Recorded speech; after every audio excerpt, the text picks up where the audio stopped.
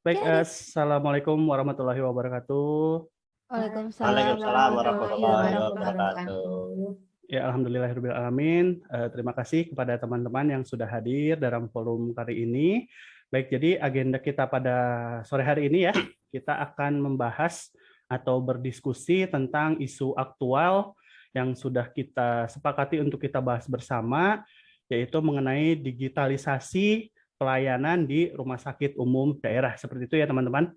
Jadi nanti Ya, kita akan ada pemaparan, beberapa pemaparan dari teman-teman juga, dari saya juga, mengenai digitalisasi pelayanan di rumah sakit umum daerah.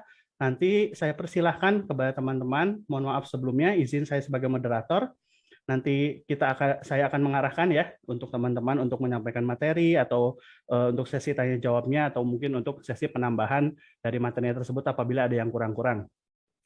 Oke, untuk mengefisiensikan waktu ya, kita langsung mulai saja. Sebelumnya mohon izin teman-teman, saya selaku moderator izin untuk mengawal lah gitu ya, mengawal teman-teman sekalian. Jadi nanti sesinya pemaparan materi dimulai dari saya dulu ya, mohon izin.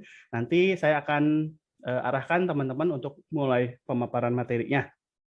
Jadi nanti ada beberapa hal yang akan kita bahas mengenai kekurangan, kemudian kelebihan pada sistem tersebut, kemudian saran apa saja yang bisa kita berikan untuk memperbaiki atau menambal kekurangan-kekurangan dari materi yang sudah kita sampaikan. Begitu ya teman-teman ya.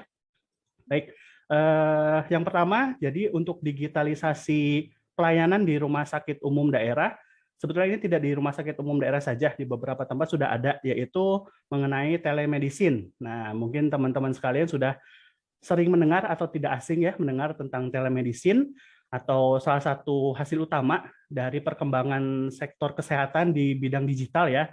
Jadi untuk dasar hukumnya sendiri untuk telemedicine ini sebenarnya itu ada di Peraturan Menteri Kesehatan nomor 20 tahun 2019 tentang penyelenggaraan pelayanan telemedicine antar fasilitas pelayanan kesehatan. Jadi awalnya memang dirancang untuk saling konsultasi antar fasilitas kesehatan. Tapi akhir-akhir ini dipergunakan juga untuk konsultasi dari dokter pasien untuk mengefisiensikan waktu dan tempatnya.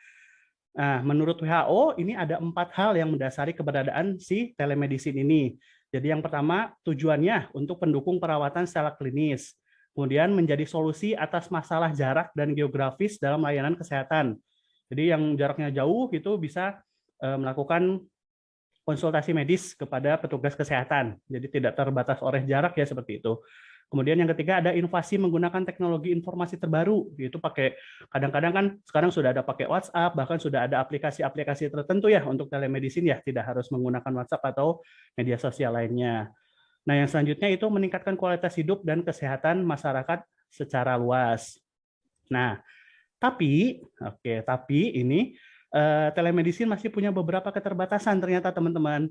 Ada sebuah studi ya yang dimuat dalam sebuah jurnal namanya ABC Cardio itu di halaman National Institute of Health menyimpulkan kelemahan utama. Nah, kelemahan utama dari si telemedicine ini ternyata seperti yang kita tahu kan cuma via chat ya, biasanya via chat atau via video call gitu ya untuk telemedicine. Nah, ini dokternya tidak dapat memeriksa pasien secara langsung. Sedangkan untuk penegakan diagnosis yang bagus atau untuk penatal kesanaan pasien yang bagus kan selain dari tanya jawab mengenai penyakit harus diperiksa secara langsung. Nah, ini memang salah satu kekurangan utama dari si telemedicine. Jadi, dokternya tidak dapat memeriksa pasien secara langsung. Ini nanti akan pengaruhnya ke kualitas diagnosis dari si pasien sendiri. Nggak ada pemeriksaan fisik langsung yang dilakukan dokter ke pasien.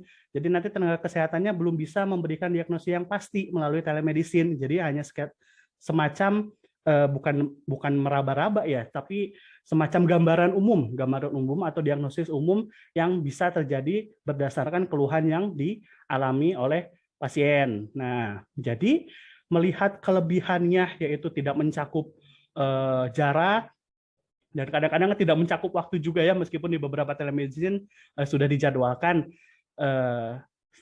Rasanya sebenarnya telemedicine belum bisa disebut fitur yang menjadi solusi utama ya untuk layanan kesehatan terhadap masyarakat luas. Makanya WHO-nya sendiri itu merekomendasikan beberapa fokus yang dapat dilakukan dalam penggunaan layanan telemedicine ini. Jadi salah satunya sebagai sarana teknologi untuk mempermudah kontrol.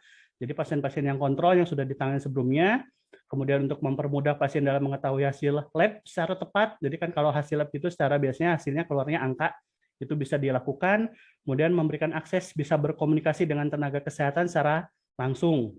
Nah, kurang lebih seperti itu. Kedepannya diharapkan penggunaan telemedicine ini terus dirancang bukan untuk menggantikan kunjungan dari dokter, tetapi untuk pendamping perawatan saja yang semakin baik, efisien, dan tentu saja tepat untuk penanganan dari si pasiennya. Nah, kurang lebih untuk telemedicine pemaparan dari saya seperti itu, teman-teman.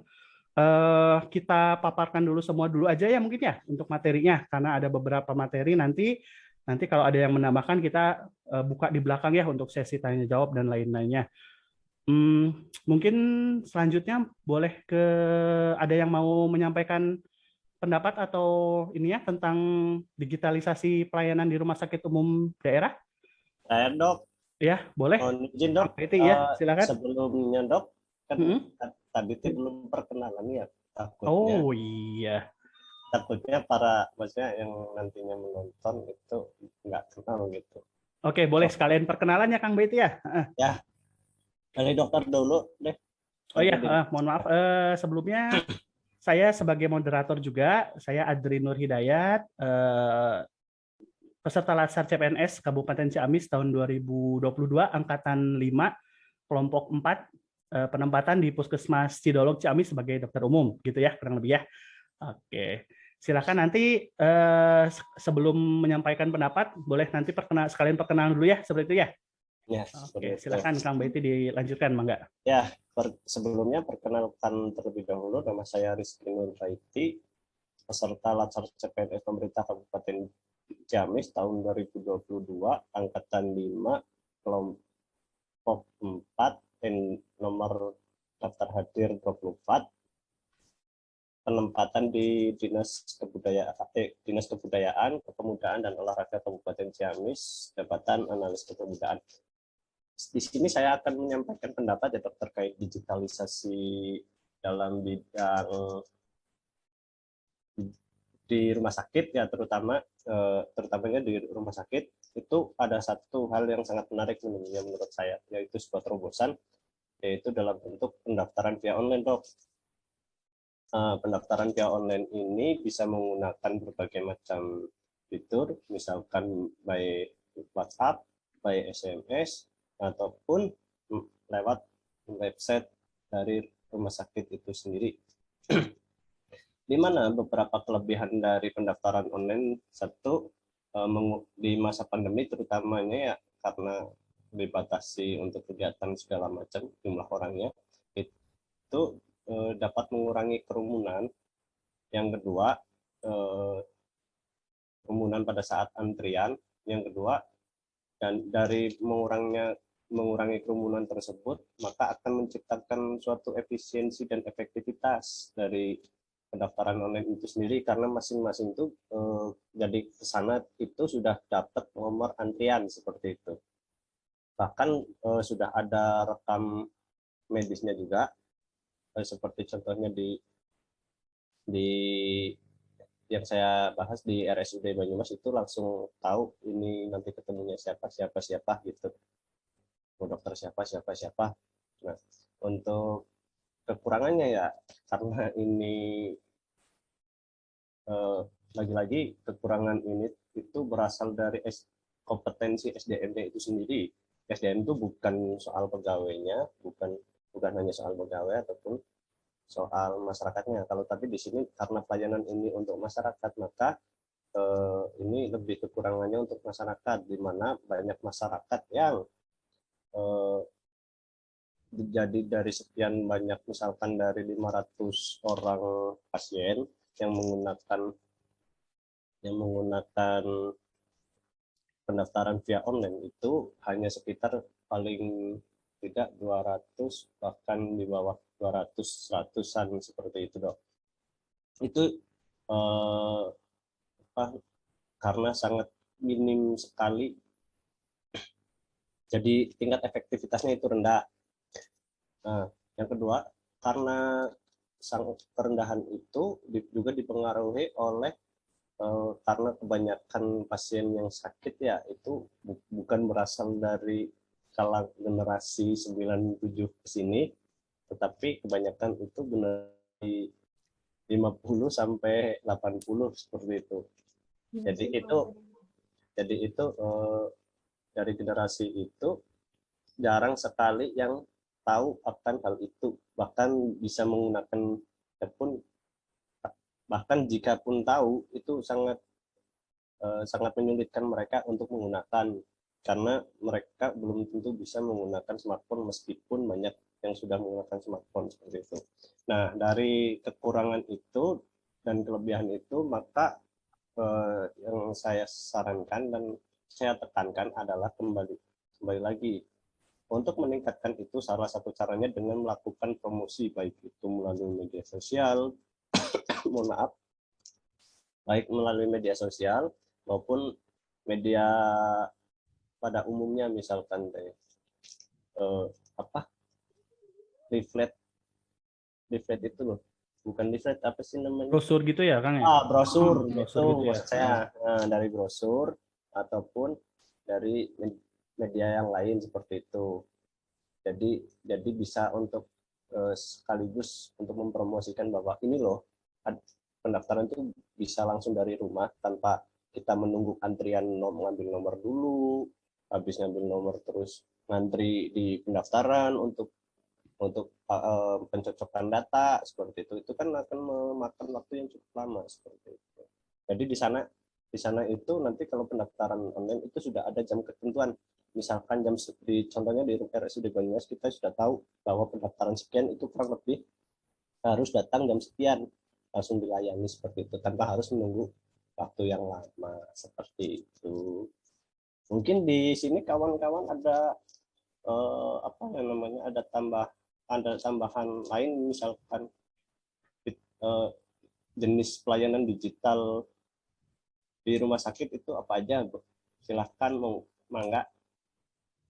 Oke, terima kasih ya Kang Betty sudah memaparkan. Jadi ya memang minusnya masih banyak masyarakat yang belum tahu gitu ya, yang ataupun tahu tapi tidak tahu bagaimana cara menggunakan medianya atau smartphone-nya seperti itu ya. Jadi memang sangat bagus sekali, efisien untuk memangkas antrian gitu ya. Cuma memang karena banyaknya masyarakat yang masih belum tahu mengenai bagaimana caranya, sehingga memang kurang optimal gitu untuk penggunaan pendaftaran online-nya. Oke, sementara kita tampung dulu untuk penyampaiannya atau materinya. Mangga teman-teman ada yang mau menambahkan atau mungkin menyampaikan dari hasil pemikirannya mengenai digitalisasi pelayanan di rumah sakit umum daerah?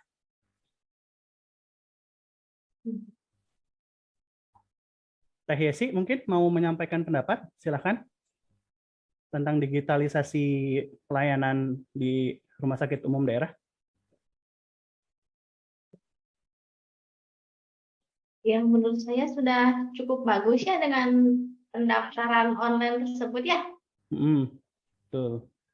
Tapi Cuman ini deh kayaknya guys, banyak beberapa ruangan ataupun daerah yang akses internetnya juga ya Itu masih belum banyak sih. Ya, kekurangan itu juga menjadi kekurangan pendaftaran online seperti itu. Terus ini ya, menyampaikan pengalaman saya pribadi ini mah. Kan kita tuh kan sekarang pakai ada aplikasi yang KIS itu ya, sekarang udah ada JKN Mobile JKN ya itu. Mobile Ya, JKN. Nah, itu kan kita tuh udah misalkan mau ke puskesmas atau kemana, kita tuh udah daftar online kan bisa di sana ya. Ya, bisa. Udah misalkan udah ada nomor antriannya.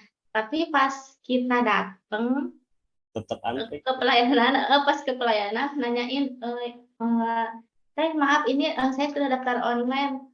Tapi si tetehnya teh kadang ada, oh iya teh di sini belum berjalan, daftar lagi aja di sana. Jadi gimana ya? Suka ada yang kayak gitu. Dua kali Itu salah satu kekurangan atau miskomunikasi atau gimana ya? Saya belum tahu itu masalahnya di mana. Kalau untuk mobile, kalau konteks yang ini ya yang saya katakan itu juga termasuk kekurangan. Tapi kalau saya itu lebih ke pendaftaran bukan yang lewat mobile JKN, jadi dari langsung ke situs Dari resmi. suatu instansi itu sendiri ya, Langsung Kak? ya, Oh, gitu. dari misalkan teh ada yang apa bisa melalui WA ataupun bisa melalui SMS ataupun situs dari rumah sakit umum daerah tersebut seperti itu. Soalnya sekarang itu sudah banyak yang menggunakan itu. Kalau dari mobil JKN, kalau yang dari mobil JKN itu mungkin ya kalau menurut saya itu tuh karena miskoordinasi sebetulnya, yaitu kurang adanya sosialisasi atas kolaborasi program tersebut gitu loh. Bahwa itu tuh di mobil JKN tuh udah bisa langsung daftar gitu. Masih itu program emang masih belum berjalan sama sekali sebetulnya menurut saya gitu. Ya, memang masih mungkin kurang sinkronisasi ya antara Ya, si kurang mobil sinkronisasi, JKN-nya sama instansi tempat kita mendaftar. Jadi memang saya juga banyak menemui seperti itu. Jadi sudah kita daftarkan secara online ke rumah sakit tertentu untuk rujukan tertentu, tapi begitu sampai ke rumah sakit tersebut bilangnya belum daftar karena ternyata masih belum connect lah gitu, bilangnya seperti itu. Jadi memang masih salah satu kekurangan juga itu ya, sinkronisasi antara ininya. Tapi itu khusus yang mobile JKN mungkin ya gitu ya. Untuk beda dengan misalkan pendaftaran online secara langsung, biasanya kan suka ada via WA, via website atau apapun itu ya, biasanya kayak gitu. Oke, seperti itu. Oke, ada lagi tambahan dari teman-teman mengenai pendaftaran online? Ya, cukup aja mungkin. Sudah cukup? Oke, mungkin selanjutnya pemaparan berikutnya dari Yesi mungkin. Yesi, silakan. Siap, Bro. Ya. Bismillahirrahmanirrahim. Perkenalan dulu ya. Nama saya Yesi Nurliati Mariam, peserta pelatihan dasar CPNS Kabupaten Ciamis tahun 2022. Saya bekerja di Badan Pengelolaan Keuangan Daerah sebagai penyusun laporan keuangan. Ya, untuk isu digitalisasi saat ini ya, untuk mewujudkan smart governance gitu ya mungkin ya. Saya akan mencoba membahas tentang absensi online ya. Mungkin sekarang rasanya di setiap instansi sudah menerapkan absensi online tersebut, karena ya selain bisa meminimalisir kesalahan ataupun kecurangan gitu ya, itu sangat efektif dan efisien daripada pakai fingerprint atau apa gitu ya. Terus bisa pelaksanaan absensi online itu bisa dilakukan di mana saja asal terkoneksi dengan jaringan internet begitu ya.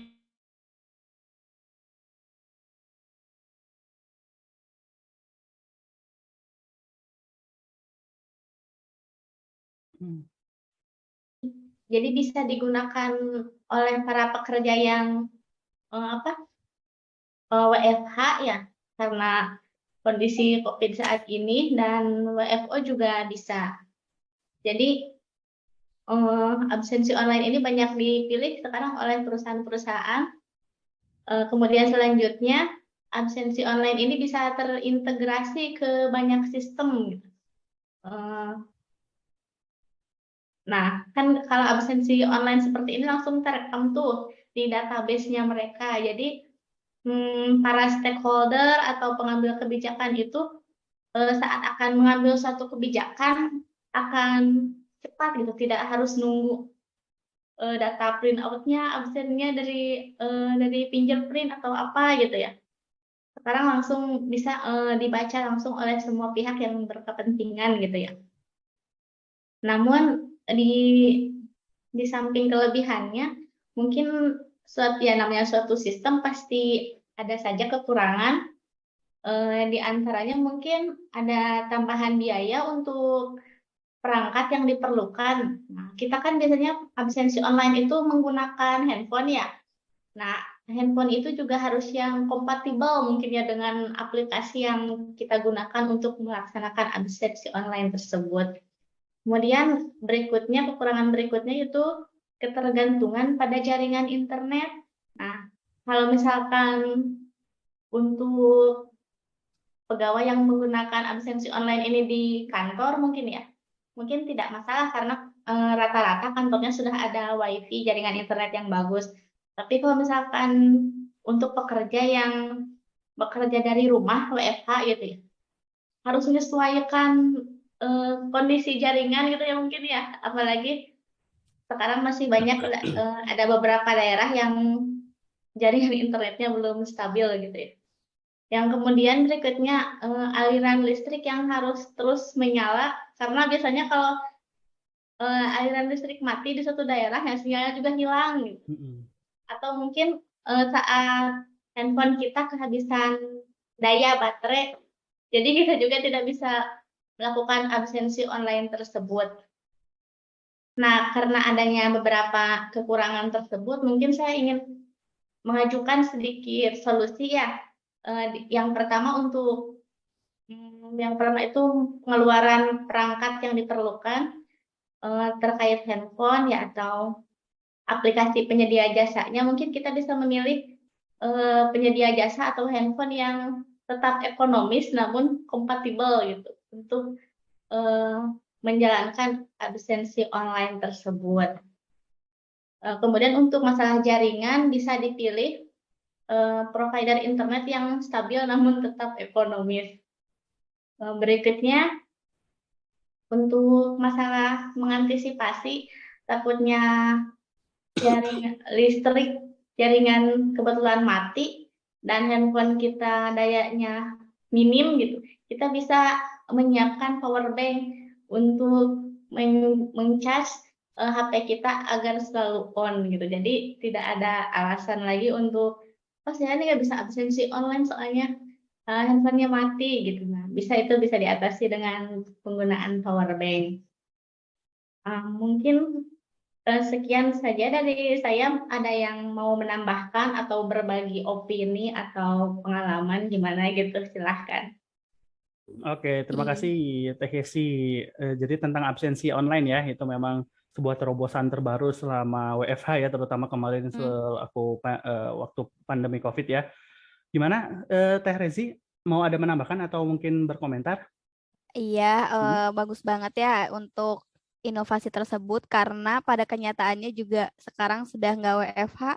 Kalau misalnya memang satu device yang tadi kayak face print atau fingerprint itu kan satu alat ya dok ya. Jadi pada saat kita mungkin mepet-mepet ya datangnya itu kan ngantri gitu kan. Tapi kalau misalnya lewat handphone kan semua orang, mungkin rasanya hari ini nggak mungkin ada orang yang nggak punya handphone ya. Jadi itu sih memudahkan kita untuk bisa lebih lebih cepat aja dalam melakukan absensi gitu. Jadi nggak harus ngantri gitu. Bagus sih. Saya mau menambahkan nih untuk saran aplikasi ya. Kalau saran aplikasi kan dulu saya juga kerja di lapangan, nggak pernah ke kantor sama sekali sebelum jadi CPNS. Nah itu pakai absennya tuh lewat online. Itu tuh menggunakan aplikasi namanya ada dua. Yang pertama itu aplikasi Clockit untuk jamnya segala macam. Yang kedua itu untuk kameranya pakai kamera timestamp. Iya betul. Nah untuk Clockit itu sendiri sepemahaman saya ya, jadi itu nanti misalkan dari urusan kepegawaian ya, itu tuh mendaftarkan terus kemudian nanti diintegrasikan ke email masing-masing, ke email yang didaftarkan pada aplikasi Clockit untuk masing-masing pegawai. Nah nanti itu bisa lewat situ, jadi itu sudah minimalis karena aplikasinya ringan. Untuk RAM 2 GB, untuk HP RAM 2 GB aja cukup lah. Yang penting ada masih space buat install aplikasinya aja gitu. Bisa pakai aplikasi itu, jadi itu sangat kalau menurut saya ya sangat efektif, bisa dipakai. Efisien juga, ekonomis juga ya. Iya. Ekonomis. Aplikasi timestamp kamera itu digunakan untuk melihat lokasi kita berada gitu. Misalkan lokasi kita berada, terus waktunya kapan, hari apa, itu ada selain dari ngambil dari waktu absensinya. Jadi itu bisa digunakan juga ketika kita perjalanan dinas gitu. Misalkan kemana buat laporan dia lagi di sini perjalanan dinas kan. Gitu. Hari ini lapor nih di sini, jadi ketahuan itu perjalanan dinas fiktif atau enggak gitu. Untuk audit gitu barangkali gitu, itu kan bisa Jejak Oke. digital ya, Kang. Jejak digital itu kan ada gitu. Nah, itu bisa digunakan gitu. Seperti itu. Siap. Mungkin itu sekedar saran saya aja. Oke, Ya, jadi mungkin absensi online memang supaya tidak diakali gitu ya, Kang ya. ya Tidak seperti supaya tidak itu. diakali memang harus menutup celah-celah tersebut ya. Jadi Ya, gitu. karena online juga kan kadang-kadang ada beberapa, kalau dulu pengalaman saya ada yang ya udah absen tapi dia sebenarnya nggak datang ke tempat kerjanya atau kemanapun Maaf, itu. ya. Nah kadang-kadang kayak gitu. Jadi buat menutupi kecurangan-kecurangan seperti itu memang harus hati-hati juga seperti itu ya. Oke, ada tambahan lagi mengenai absensi online dari teman-teman atau sudah cukup? Sudah cukup ya, sudah cukup jelas, rasanya, ya. sudah cukup bagus juga. Memang namanya sistem ya, pasti memang ada plus minusnya. Seperti itu. Oke, yang terakhir mungkin dari Teh Rezi, silakan untuk pendapatnya mengenai digitalisasi pelayanan di RSUD, Mangga. Oke, Assalamualaikum warahmatullahi wabarakatuh, teman-teman. Perkenalkan, nama saya Rezi Nurul Ilman Maulani, NDH 23. Saya dari instansi RSUD Kawali. Kebetulan saya bekerja di Rumah Sakit Umum Daerah ya, di daerah Kawali sebagai dokter umum. Nah, mungkin di sini saya ada beberapa pengalaman terlebih dahulu. Jadi latar belakang kenapa saya memilih aplikasi ini itu seperti apa. Jadi awalnya itu saya melihat mungkin di beberapa rumah sakit dulunya itu, terutama di rumah sakit umum daerah ataupun di rumah sakit swasta lainnya, sebelum COVID ini terjadi, mungkin banyak rumah sakit yang masih melakukan pelaporan dan pencatatan rekam medis itu ataupun pencatatan dokumentasi lainnya secara administratif itu masih dengan sistem konvensional, yaitu menggunakan kertas ya. Nah, dari situ cuman kan pertama banyak resikonya kalau misalnya dari kertas tersebut kita tahu bahwa kalau kertas ditumpuk-tumpuk-tumpuk nantinya datanya itu akan beresiko hilang, tertumpuk dengan kertas-kertas lain, atau yang kedua bisa aja kena rayap ya kan, atau misalnya ada suatu kejadian terbakar ataupun misalnya kebanjiran dan kawan-kawan hilang sehingga data tersebut tidak aman gitu, dan kita tidak bisa nge-backup data tersebut karena kan bentukannya sudah melalui kertas ya. Nah, dari situ saya mungkin menginovasikan atau misalnya memberikan saran terkait pencatatan dan pelaporan rekam medis di rumah sakit itu dengan cara paperless atau digitalisasi. Pertama, paperless itu kan untuk mencegah karena kita globalisasi ya, jadi mengurangi globalisasi dengan cara paperless. Kemudian yang kedua itu tadi untuk keamanan data dan keamanan dokumentasi. Kita bisa gunakan dengan cara pemanfaatan digitalisasi dengan SIM RS atau SIM Ghost. Nah, jadi di sini juga pelayanan SIM RS atau Sistem Informasi Manajemen Rumah Sakit ini memang secara hukum di Indonesia itu sudah ada dasar hukumnya. Saya bacakan dulu. Kalau saya waktu itu ngebaca sih dari Undang-Undang nomor 44 tahun 2009 tentang rumah sakit, itu mengatakan bahwa setiap rumah sakit itu wajib melakukan pencatatan dan pelaporan tentang semua kegiatan penyelenggaraan di rumah sakit dalam bentuk memang SIM RS. Kemudian dari Permenkes juga nomor 82 tahun 2013, setiap rumah sakit juga mewajibkan penyelenggaraan SIM RS. Jadi memang semua aturan di Indonesia itu mewajibkan semua rumah sakitnya itu memang menggunakan SIM RS. Tetapi SIM RS ini tidak efektif karena kalau dari definisi kan memang SIM RS itu jadi kayak suatu aplikasi sistem yang ada di rumah sakit untuk mengintegrasikan semua alur proses pelayanan di rumah sakit itu dalam satu sistem. Jadi kita bisa ngelihat semuanya dari mulai pasien daftar, kemudian rekam medisnya ada, kemudian pasien melakukan pelayanan, diberikan obat, dan sampai pasien itu pulang ke kasir membayar billing itu semuanya ada. Dari tahun ke tahun itu semuanya bisa kita lihat gitu. Cuman SIM RS ini yang diadakan oleh Kementerian Kesehatan itu banyak kekurangan karena itu pengembangannya jadi harus dikembangkan sendiri oleh pihak rumah sakit. Cuman kan itu tadi banyak dari internal rumah sakitnya itu kan membutuhkan pertama waktu research yang cukup banyak dan cukup banyak memakan mengeluarkan uang ya untuk pengembangan SIM RS itu, sehingga akhirnya pada tahun 2019 kemarin banyak pihak-pihak ketiga yang mengembangkan SIM RS itu sendiri, sehingga nanti akan disosialisasikan ke teman-teman di rumah sakit gitu, ke pihak rumah sakit. Nah, salah satunya ternyata Kemenkes juga sudah membuat alternatif lain dari SIM RS ini yang namanya adalah SIMGOS, Sistem Informasi Manajemen Rumah Sakit Generik open source. Nah, bedanya sama SIM RS yang waktu dulu itu dia bukan open source tapi dia close. Jadi data yang dari SIM RS itu tidak bisa dilihat secara transparan oleh kita atau masyarakat luas. Nah, dengan alternatif SIM RS Ghost ini semua masyarakat juga bisa melihat.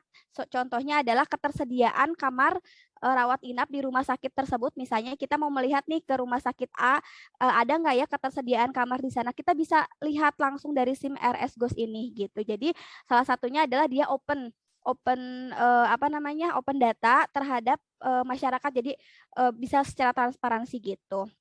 Nah, tujuannya untuk apa sih? Yaitu tadi untuk mengimplementasikan sistem internal informasi manajemen rumah sakit yang terintegrasi. Jadinya nggak acak-acakan, jadinya bisa lebih terintegrasi dan terpusat di satu pintu gitu, yaitu di SIM RS. Apapun data yang bisa kita dapatkan di situ semuanya ada, dari mulai data karyawan, data pasien, bahkan tindakan untuk penggajian itu bisa diakomodasi atau diakomodir di suatu sistem ini. Jadi semua misalnya gaji si karyawan A itu lihat tindakannya apa aja itu terlihat ya. Jadi semua kita bisa langsung ambil data dengan cepat di situ. Untuk sistem penggajian pun bisa cepat dari situ. Nah, cuman memang kelebihannya itu tadi ya, pelayanan menjadi cepat, efektif dan efisien. Kemudian paperless juga ya, kita tahu bahwa memang untuk mengurangi globalisasi kita harus mengutamakan paperless dan memanfaatkan digitalisasi yang era sekarang ini. Kemudian kedua juga pemanfaatan digitalisasi ini tuh data dari tahun ke tahun tiap orangnya itu akan tersimpan rapih gitu. Jadi nggak acak-acakan dimanapun. Jadi kita kalau misalnya ada pasien, oh pernah ke rumah sakit ini udah datang, tapi kan udah lama 5 tahun kemudian. Kalau dari dulu waktu masih konvensional kita harus ngobek lagi lihat rekam medis yang ditumpukan-tumpukan paling bawah.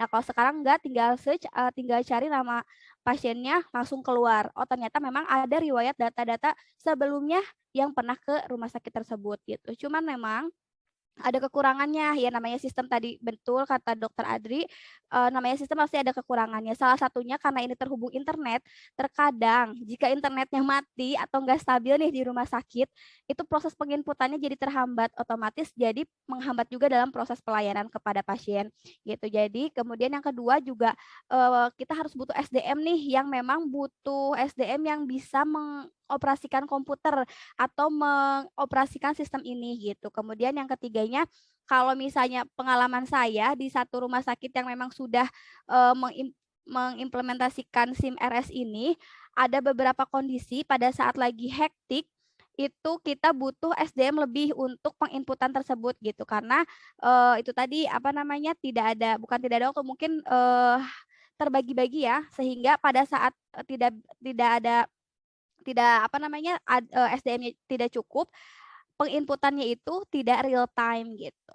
Nah, sarannya dari kekurangan itu, yang pertama mungkin saran saya, satu rumah sakit itu harus membuat cadangan internet tersendiri yang dibuat di rumah sakit itu sendiri gitu. Jadi pada saat internet atau device yang sebelumnya itu sedang gangguan, itu ada internet cadangan yang dibuat di satu rumah sakit itu sendiri. Kemudian yang kedua, itu ya disosialisasikan dan dilakukan pelatihan terhadap SDM sehingga bisa mengoperasikan SIM RS ini gitu. Terus yang ketiganya, karena tadi ya ada pada waktu sibuk atau lagi kondisi yang hektik, itu mungkin dibagi-bagi tugasnya aja sama rekan-rekannya gitu, sehingga bisa tetap berjalan untuk pengisian SIM Ghost ini secara real time.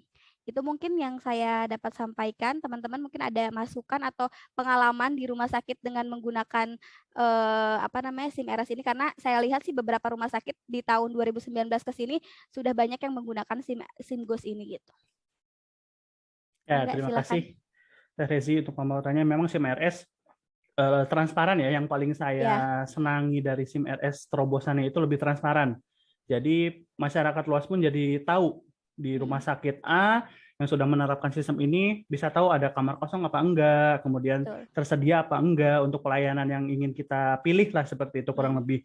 Cuma memang kekurangannya itu tadi servernya sering error kalau yang saya alami. Jadi untuk servernya itu sering error sekali untuk input data untuk macam-macamnya itu memang sering error, terutama kalau saya dulu pengalamannya di Sysroot atau yang sistem Iya, rujukan Sysroot. itu ya, Iya. sistem rujukan. Itu memang Terintegrasi ya. sistem rujukan terintegrasi itu sulit sekali untuk ini ya, untuk connect-nya gitu servernya. Nggak tahu Iya. itu mungkin entah itu koneksi internet dari rumah sakit tempat dulu saya kerja atau memang dari koneksi dari servernya kayak itu. Oke, untuk SIM RS kurang lebih seperti itu ya teman-teman. Jadi teman-teman yang bukan nakes pun bisa tahu gitu, bisa mulai mencari informasi misalkan nanti butuh ke rumah sakit mana, bisa melihat dari SIM RS GOS-nya itu untuk melihat ketersediaan kamar atau ketersediaan pelayanan. Kurang lebih seperti itu teman-teman. Ada tambahan lagi mungkin dari teman-teman mengenai SIM RS atau SIM RS GOS yang sudah disampaikan Teh Rezi? Mohon izin Pak Moderator ya. Ya, monggo. Gimana? Saya sih tidak mau menambahkan karena itu sudah cukup jelas ya dijelaskan. Betul sekali. Nah, ini juga karena menyingkat waktu. Ya. Nah, begitu mungkin bisa dicukupkan atau gimana? Oke. Tapi saya kembalikan kepada kawan-kawan semua. Maksudnya barangkali ada yang mau bertanya, saya cuma mengingatkan saja. Oke, terima kasih Kang Baiti. Jadi memang seperti itu ya. Ada pertanyaan mungkin dulu saya ini kan ajukan untuk pertanyaan dulu kepada teman-teman. Tidak ada? Sudah cukup sih. Kalau sudah cukup jelas, sebelum penutup mungkin saya sedikit simpulkan dulu ya dari tadi teman-teman penyampaiannya bahwa memang yang sudah kita paparkan ada 4 isu atau ada 4 isu aktual ya, kasus atau digitalisasi di pelayanan.